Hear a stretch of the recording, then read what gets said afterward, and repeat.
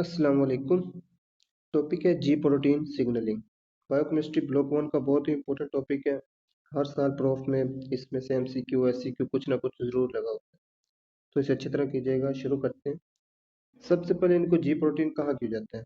Because they have ability to bind to GTP. Guanosine triphosphate के साथ इनकी ability होती है बाइंड करने की। इस एबिलिटी की वजह से इनको जी प्रोटीन कहा जाता है। इनकी दो टाइप्स होती हैं, heterotrimeric G protein, Ras super family G protein. Heterotrimeric G protein में क्या होता है, उनके तीन सब यूनिट्स होते हैं, अल्फा, बीटा एंड गैमा। जबकि रास सुपर फैमिली जी प्रोटीन हैं वो मोनोमर्स होते हैं, उनका एक ही सब यूनिट होता है और वो भी हेटेरोट्राइमेरिक जी प्रोटीन के अल्फा सब यूनिट के साथ रिजेंबल कर रहे होते हैं। दूसरा डिफरेंस है, हेटेरोट्राइमेरिक जी प्रोटीन होती हैं ये जी प्रोटीन लिंक्ड रिसेप्टर्स को यूज करती हैं, जबकि रास सुपर फैमिली जी प्रोटीन्स हैं ये कैटालिटिक रिसेप्टर्स यूज करती हैं। और तीसरा डिफरेंस है, हेटेरोट्राइमेरिक जी प्रोटीन्स हैं ये सेकंड मैसेंजर के थ्रू अपना फंक्शन परफॉर्म कर रहे होते हैं, जबकि रास सुपर फैमिली में कोई सेकंड मैसेंजर्स परफॉर्म प्रोड्यूस नहीं होते। नेक्स्ट है जी प्रोटीन लिंक्ड रिसेप्टर्स, जिनके थ्रू हेटेरोट्राइमेरिक जी प्रोटीन्स अपना फंक्शन परफॉर्म करते हैं। तो इनकी एक एक्स्ट्रा सेलुलर डोमेन होती है, एक इंट्रासेलुलर डोमेन होती है और एक मेम्ब्रेन के अंदर वाला पोर्शन होता है। 7 ट्रांस मेम्ब्रेन हेलिसेस होते हैं इनके। ये देखिए 7 बार ये हेलिसेस मेम्ब्रेन के अंदर से गुजर रहे हैं यहाँ पे, तो इनके 7 ट्रांस मेम्ब्रेन हेलिसेस होते हैं। 400 different types of ji protein linked receptors की आइडेंटिफाई हो चुकी हैं और उनमें से भी ज़्यादातर ब्रेन के अंदर ही प्रेजेंट है। नेक्स्ट है, अल्फा सब यूनिट की डिफरेंट टाइप्स होती हैं। बीटा और गामा तो सारी जी प्रोटीन्स में तकरीबन सेम ही रहते हैं, लेकिन अल्फा सब यूनिट डिफरेंट होते हैं। इनकी वजह से हम जी प्रोटीन को डिफरेंट क्लासेस में क्लासिफाई करते हैं। For example G alpha S, G alpha I, G alpha Q. G alpha S and G alpha I ये दोनों रेगुलेट कर रहे होते हैं एडिनाइलाइल साइक्लेज की एक्टिविटी को, जबकि जो जी अल्फा क्यू है ये रेगुलेट कर रहा होता है फोस्फोलाइपेज सी की एक्टिविटी को।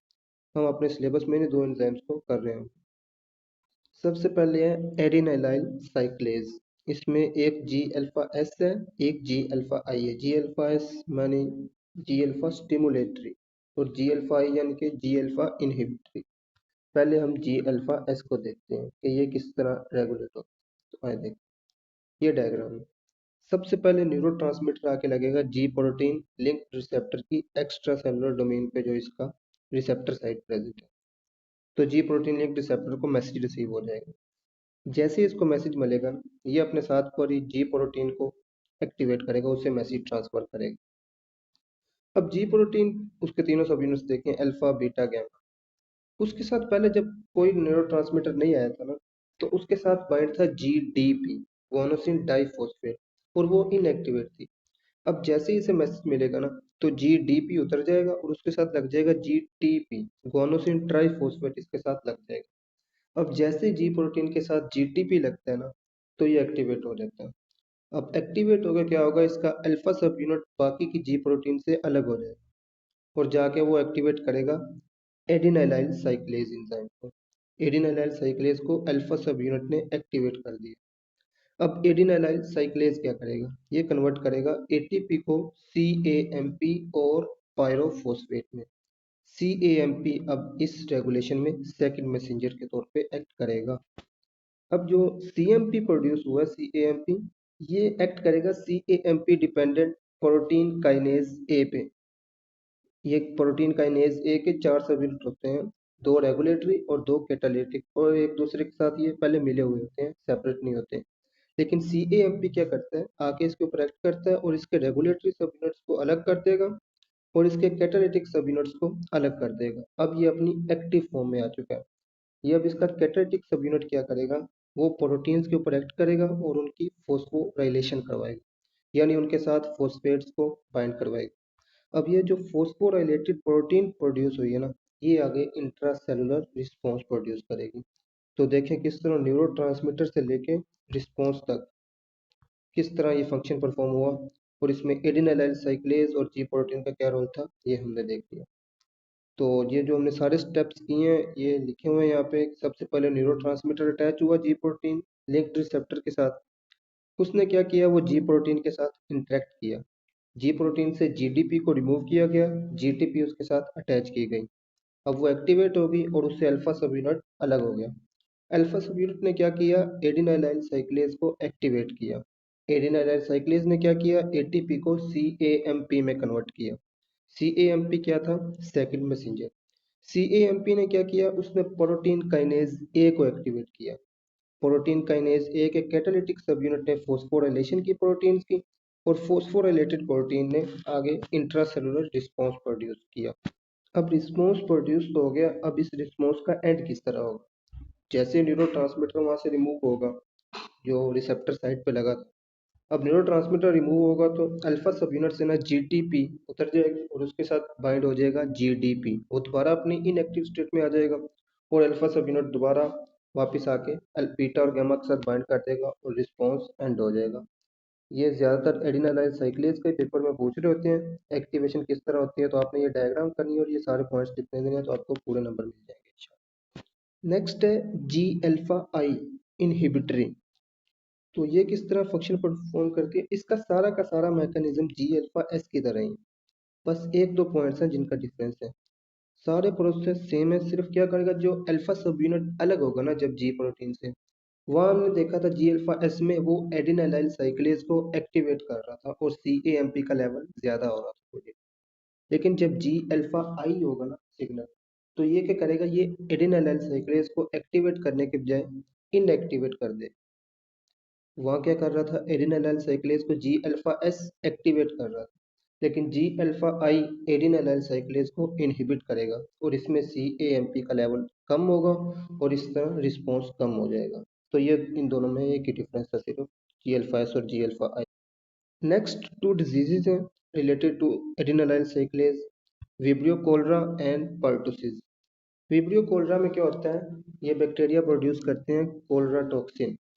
अब ये कोलरा टॉक्सिन क्या करता है, ये जी अल्फा एस के साथ बाइंड कर जाता है और बाइंड करके उससे जीटीपी को रिमूव नहीं होने देता। नॉर्मली क्या हो रहा होता है, जब फंक्शन एंड हो जाता है तो जीटीपी उतर जाता है और उसके साथ जीडीपी लग जाता है, लेकिन जब ये टॉक्सिन उसके साथ बाइंड कर जाए तो जीटीपी उससे अलग ही नहीं होता और जीटीपी उसके साथ लगा रहेगा, तो वो एक्टिवेट रहेगा और वो कंटिन्यूअसली एंटीनालाइल एडिनालाइल साइक्लेज को एक्टिवेट ही रखेगा। अब जो वो कंटिन्यूअसली उसे एक्टिवेट रखेगा तो सी ए एम पी का लेवल बॉडी में ज़्यादा हो जाएगा और ये आगे डिजीज काज करेगा। इसके सिम्टम्स में डायरिया, डिहाइड्रेशन वगैरह आ जाते हैं। दूसरा पर्टुसिस, ये बैक्टीरिया क्या करते हैं, ये पर्टुसिस टॉक्सिन प्रोड्यूस करते हैं। ये टॉक्सिन क्या करता है, जी अल्फा आई को इनहिबिट कर देता है। ये बाइंड करेगा जी अल्फा आई के साथ और उसे कर दिया इनहिबिट। अब जी अल्फा आई का जो फंक्शन था वो हो जाएगा कम। किस तरह, इसका फंक्शन क्या था, जी अल्फा आई ने एडिनाइलाइल साइक्लेज को इनहिबिट करना होता था और सी ए एम पी का लेवल कम करना होता था। लेकिन अब क्योंकि जी अल्फा आई के साथ पर्टुसिस टॉक्सिन बाइंड कर चुका है, तो जी अल्फा आई इनहिबिट हो गया और एडिनाइलाइल साइक्लेज एक बार फिर एक्टिवेट रहेगा और सी ए एम पी का लेवल इसमें भी ज्यादा हो जाएगा। दोनों डिजीज में देखें सी ए एम पी का लेवल आखिर पे ज्यादा ही है, हाँ दोनों का बाइंड अलग अलग जगह पे कर लिया लेकिन आखिर उनका इफेक्ट सेम ही है। तो पर्टुसिस के सिम्टम्स क्या है, वूपिंग कफ, वोमिटिंग और डिहाइड्रेशन। अब हमने एडिनोलाइल साइक्लेज का जी अल्फा एस भी कर लिया और जी अल्फा आई भी कर लिया। अब नेक्स्ट है जी अल्फा क्यू, और ये एक्ट करता है ऑन एंजाइम फोस्फोलाइपेज सी। तो इसका क्या मैकेनिज्म है, सबसे पहले हार्मोन या मैसेंजर कोई भी आके लगेगा रिसेप्टर साइट पे, जी प्रोटीन लिंक्ड रिसेप्टर पे। जी प्रोटीन लिंक्ड रिसेप्टर एक्टिवेट करेगा जी प्रोटीन को, पहले जीडीपी लगी हुई थी वो उतारेगा और जीटीपी लग जाएगी। जैसे ही जीटीपी लगेगी जी प्रोटीन एक्टिवेट हो जाएगी। वो जैसे एक्टिवेट होगी अल्फा सब यूनिट उसका अलग हो जाएगी। अल्फा सब यूनिट क्या करेगा, जाके एंजाइम को एक्टिवेट करेगा फोस्फोलाइपेज सी।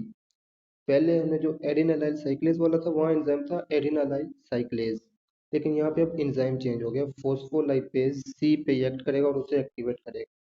अब फोस्फोलाइपेज सी क्या करेगा, ये कन्वर्ट करता है फोस्फेटिडाइल इनोसिटोल 4,5 बिसफॉस्फेट को डाइएसाइल ग्लिसरॉल और इनोसिटोल ट्राइफॉस्फेट में कन्वर्ट कर देगा।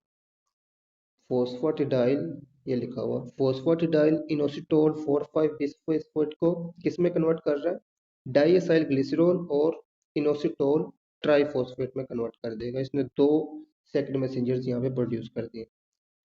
अब इनोसिटोल ट्राइफॉस्फेट IP3 है जो, ये क्या करेगा, ये जाके एक्ट करेगा एंडोप्लाज्मिक रेटिकुलम पे जो रिसेप्टर्स है, और वहां से एंडोप्लाज्मिक रेटिकुलम से कैल्शियम साइटोप्लाज्म में रिमूव करवाएगा। एंडोप्लाज्मिक रेटिकुलम से इसने कैल्शियम को उठाया और साइटोप्लाज्म में फेंक दिया। अब डाइएसाइल ग्लिसरॉल और कैल्शियम ये दोनों मिलके प्रोटीन्स की फॉस्फोराइलेशन करवाते हैं, और फॉस्फोराइलेटेड प्रोटीन इस तरह इंट्रासेलुलर रिस्पॉन्स प्रोड्यूस करती है। तो ये सारा मैकेनिज्म था फॉस्फोलाइपेज सी की एक्टिवेशन का। तो ये सारे पॉइंट्स यहाँ लिखे हुए हैं।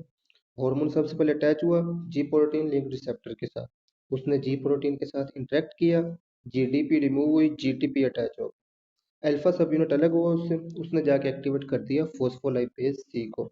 फोस्फोलाइपेज सी ने क्या किया, PIP2 को DAG और IP3 में कन्वर्ट कर दिया। इनोसिटोल ट्राइफॉस्फेट ने क्या किया, इसने कैल्शियम रिलीज करवाया into cytoplasm from endoplasmic reticulum. Calcium और डाइएसाइल ग्लिसरॉल इन दोनों ने मिलकर क्या किया, प्रोटीन काइनेज सी को एक्टिवेट किया। प्रोटीन काइनेज सी ने क्या किया, उसने आगे इंट्रासेलुलर इफेक्ट्स प्रोड्यूस करवाए। अब ये जो कैल्शियम रिलीज हुआ था ना, ये खुद इंजाइम को एक्टिवेट नहीं करता। कैल्शियम पहले बाइंड करता है साइटोप्लाज्म में एक प्रोटीन के साथ जो है कैलमोडुलिन। कैल्शियम उसके साथ बाइंड करेगा और बनाएगा कैल्शियम कैलमोडुलिन कॉम्प्लेक्स। अब ये जो कॉम्प्लेक्स बना ना कैल्शियम कैलमोडुलिन का, ये सारे एंजाइम्स को एक्टिवेट करता है और उनसे इंट्रासेलुलर इफेक्ट्स प्रोड्यूस करवाता है। तो ये सब कुछ था जी प्रोटीन सिग्नलिंग के बारे में। हमने जी अल्फा एस भी देखा, जी अल्फा आई भी देखा, जी अल्फा क्यू भी देखा। तो बहुत इंपॉर्टेंट टॉपिक है, अच्छी तरह कीजिएगा। Thank you very much.